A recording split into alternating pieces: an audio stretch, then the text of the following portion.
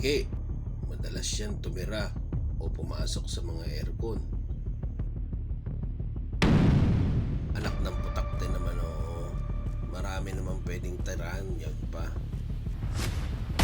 Oh shit, At not langgam, good. nakakabahala na yan. Baka masira ang unit mo. Kapag ganyan ang aircon mo, dapat alam mo to.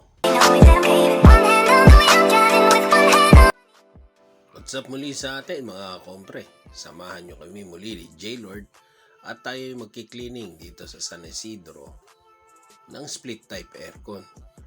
Mahigit 1 taon itong hindi na i-cleaning. Ngunit sa kabila ng lahat, nakita nyo naman sa intro pa lang is meron ng langgam, putakte, at yung isa ay butiki.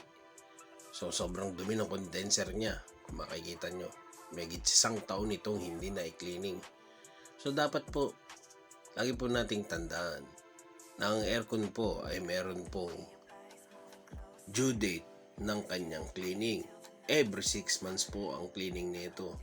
Kung makikita nyo, sobrang dumi ng unit niya at talagang nagpuputik na sa loob kasi sa tapat lang ito ng kalsada, no? Para po hindi natin danasin ng mga dinanas ng mga customer namin na dahil hindi nila naipa-cleaning o napapa-maintenance ang kanilang aircon, nagkakaroon na ng problema.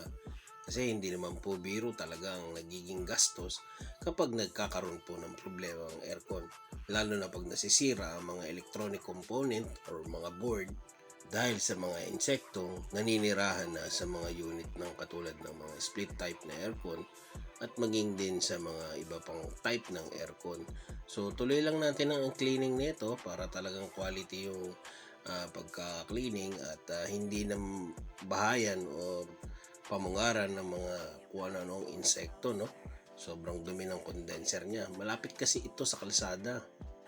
Ang mga aircon po ay parang mga sasakyan at motor na kailangan pong i-change oil. So sa atin pong may mga aircon, kailangan naman pong i-cleaning. So okay na po ito, malinis na. So kung makikita nyo, makakahinga na ng maluwag yung hangin. At binabalik na ni J-Lord ang mga cover. At ayan, umaandar na siya.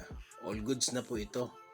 Muli, maraming salamat muli sa mga tumatangkilik at nagtitiwala po sa amin.